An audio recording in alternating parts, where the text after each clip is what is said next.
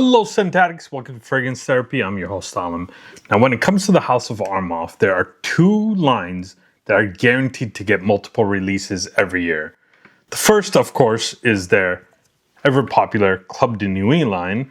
And the second is the line that we're going to be talking about today, which is the Armaf Odyssey line. Now I've gotten my hand on 5 of the newest releases from this line. Still working on getting the 6th one, which I believe is called Spectre Blue. Haven't gotten that one, but we'll see when we get that. A majority of these are gourmand fragrance. This appears to be a trendy thing to do.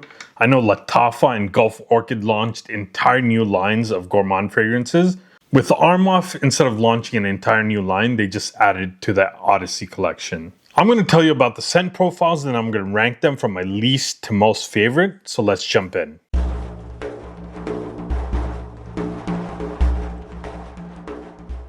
Now looking at these, I think 1 is a direct clone, 1 is a twist on an existing fragrance, and 3 are completely original fragrances as far as I know. Just in case you were wondering, I have not been sent any of these fragrances. I've used my own money for each and every fragrance I've ever reviewed on this channel.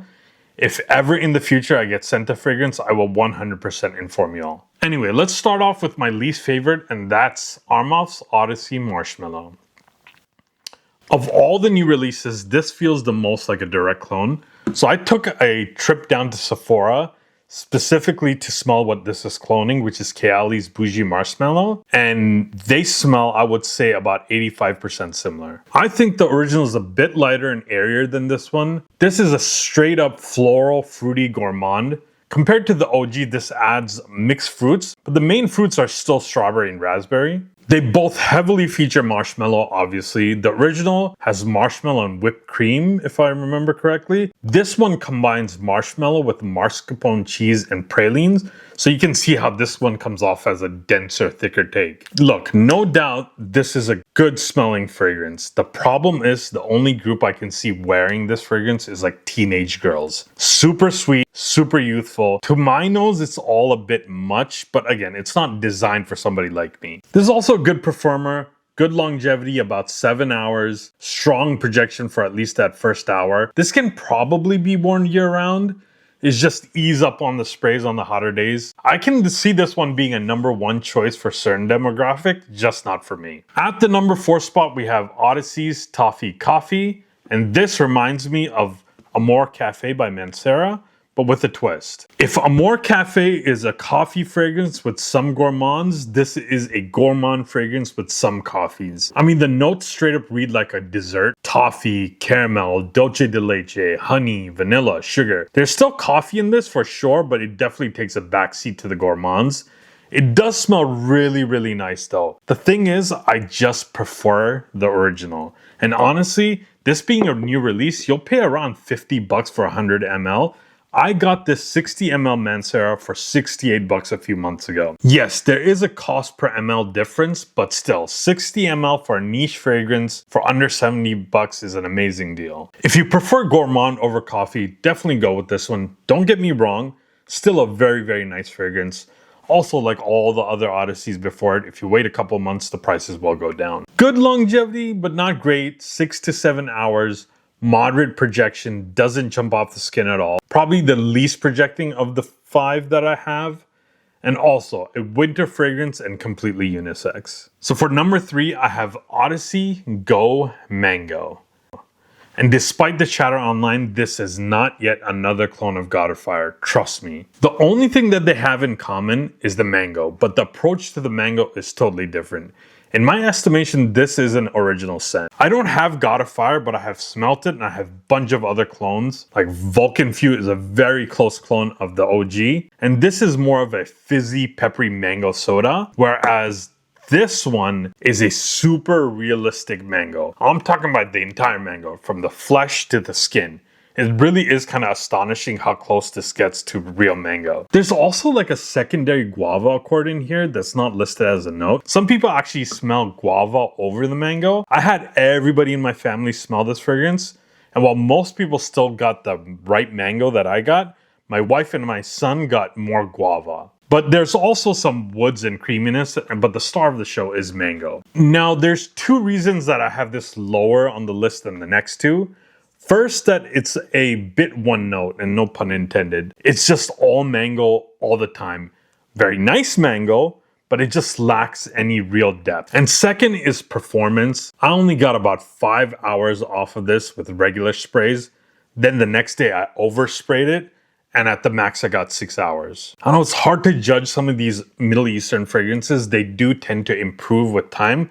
We'll see if that happens with this one. This only really pops off the skin for 30 minutes and then quickly becomes a moderate projector. 100% unisex warm weather fragrance. It's really good, it's just kind of simple. The number 2 really surprised me. If you had asked me before I got these, Alan, which one of these do you think that you're gonna like the least? I would have easily said Black Forest, but it turned out to be my second favorite, and that's Odyssey Black Forest. Really, really surprised me. The reason I thought I was gonna dislike this one is I simply do not like chocolate dominant fragrances. I can't stomach fragrances like Lattafa's Nebras, but luckily the chocolate notes are subtly used in this one, and overall it just smells amazing. And this is an original fragrance as far as I know. You get cherry, caramel, cinnamon, dates, nutmeg, honey, very rich, very sweet. The base also you get tonka bean, vanilla, and praline. And even though it's not a listed note, I do get some booziness with this one. It feels like, I don't know, like Lattafa's Camera meets something like Tom Ford's Lost Cherry. So essentially Camera with a strong cherry note. It's a essential combo that works really, really well. This is also by far the best performer in the entire lot. I got 8 to 9 hours of longevity, strong projection for the first couple of hours. This is a fall and winter only fragrance, way too sweet for the warmer months. And looking at the bottle, I thought this was going to be a femme fragrance. If you can see there, a bunch of like hearts cut out. But no, it's a completely unisex fragrance, and to me, it's the unexpected banger of the lot. At the number 1 spot, I have Odyssey's Bahamas, or Bahamas. I'm not sure how they want us to pronounce it, but this is another original fragrance as far as I know. This is one I wished had released earlier in the year because it would have been a summer banger. This is a super aromatic aquatic fragrance. Tropical fruits, we're talking about melon, apple, pear, and plum. Prominent aquatic notes. It really does lean into those aquatics. It smells like the ocean with sea salts and algae. You would think looking at the bottle that there's some bananas in here, but it's not a listed note and I don't smell it at all anyway. Now, I know a lot of people get scared when they hear marine aquatic notes. Don't let it scare you here. It's not that strong. It's not as strong as something like Order Parisi's Megamar or even Lattafa's Atlas. Much more wearable compared to these. This is like sitting at a beach drinking a tropical fruit punch. If you were ever heading to a beach vacation, take this with you. It's well balanced too because you also get some woody and sweet notes in the base. It adds some depth. I have heard some chatter online that this is a clone of Lorenzo Pizzaghia's Summer Hammer. I have not ever smelt that OG, but I have 2 clones. I have Rayhan's Tropical Vibe and Armaf's own Beach Party. And most people agree that these two get very, very close to the original. And whereas these two smell very similar, this one does its own thing. The Summer Hammer profile is all about like bright citrusy fruits that really pop. This one, while it does have fruits, it leans a bit more into the aquatics. Both profiles smell great, but they definitely are different. I would say longevity is pretty good for a fresh aquatic fragrance. I got 7-ish hours. Moderate projection, probably because it balances the aquatic and fruits. No one note really jumps off the skin. Not terrible, but not beast mode at all. This is a heavily masculine leaning warm weather fragrance, and I like the fact that they took a chance here. This is not just another Pacific chill or afternoon swim dupe. It kind of carves its own path. Here's hoping that some maturation over the next couple of months helps improve its performance. This is an excellent fragrance, but it could even be better if it has a little bit better performance. So there you have it, folks. My ranking of 5 new releases from the Armaf's Odyssey line. Let me know in the comments if you've tried any of these and your thoughts. Also, please hit that like and subscribe button. Let's try to get to our next milestone, which is 5,000 subscribers. Each and every one of your subs really helps us reach that goal and allows me to keep making content like this. And as always, stay tuned for more affordable fragrance content. Until next time, I'm out.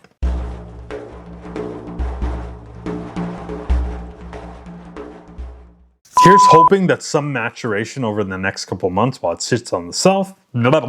Here's hoping that some maturation over the next couple months while it's on the shelf.